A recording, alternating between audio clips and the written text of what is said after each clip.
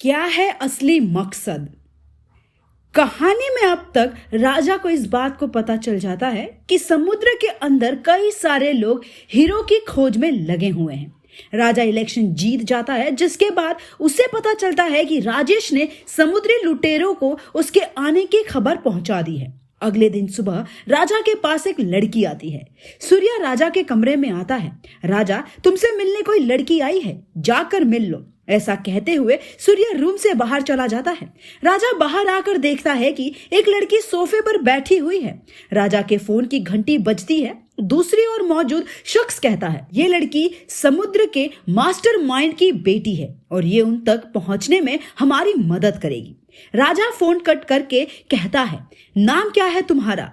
वो लड़की कहती है, आर्या। यहाँ नहीं, ऊपर कमरे में चलकर बात करते हैं। ऐसा कहते हुए राजा आर्या को अपने रूम में ले जाता है और ये सब कुछ सूर्या देख रहा है। रूम में पहुंचकर राजा आर्या से कहता है, तुम हमारी मदद क्यों कर रही हो? आर्या कहती है, वहां कोई सालों से इतने सारे लोग काम कर रहे हैं।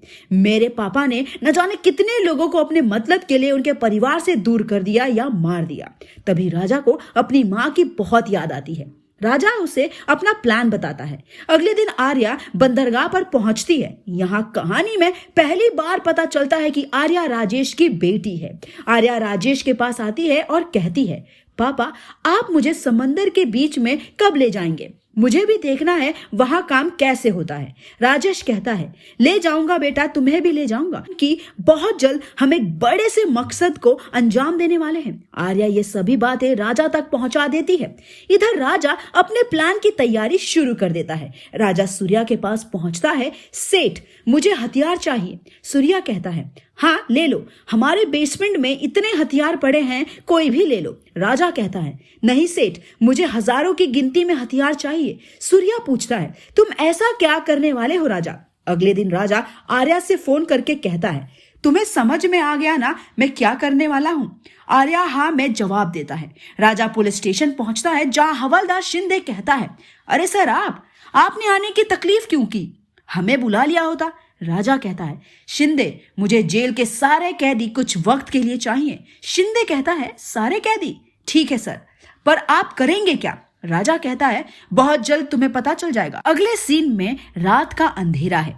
राजेश बंदरगाह पर अपने जहाजों की गिनती कर रहा है। तभी उसे एक आवाज सुनाई देती है, ए कौन है वहां? राजेश की नजर एक नकाब पहने शख्स पर पड़ती है और वो उस शख्स का पीछा करने लगता है। पीछा करते करते राजेश एक जगह पहुंच जाता है जहां दूर दूर तक कोई आदमी नहीं है। राजेश कहता है, ये मैं कहां आ गया? तभी नकाब लगाया हुआ शख्स पीछे से राजेश को चाकू मार देता है। ये शख्स अपना नकाब हटाता है। ये कोई और नहीं बल्कि राजेश की बेटी आर्या है। अगले सीन में समुद्र के अंदर की चीज दिखाई जाती है, जहां कई सारे आदमी मिलकर काम कर रहे लोगों पर नजर रखे हुए हैं। वहां से किसी का भी बाहर से आना नामुमकिन जैसा है। एक आदमी रात के अंधेरे का फायदा उठाकर जहाज पर चढ़ जाता है। तभी जहाज पर बैठा आदमी कहता है, ए तुम कौन हो? जहाज पर चढ़ने वाला शख्स कोई और नहीं बल्कि रॉकी है। रॉकी पीछे मुड़ते हुए कहता है, मैं तुम्हारा बाप, और उस आदमी को गोली मार देता है। गोली की आवाजें सुनकर कई सारे आदमी रॉकी की तरफ दौड़ते हुए वहां आ जाते हैं। यहां जहाज पर एंट्री होती है राजा की। राजा महसूस करता है कि जहाज अपनी जगह पर रुका हुआ है और वो इसी बात का फायदा उठाता है। क्या है राजा का आखिरी वार, ये आपको अगली वीडियो में पता चलेगा। तब तक आप स्टोरी से जुड़े अपने व्यूज हमें कमेंट सेक्शन में जरूर बताइए।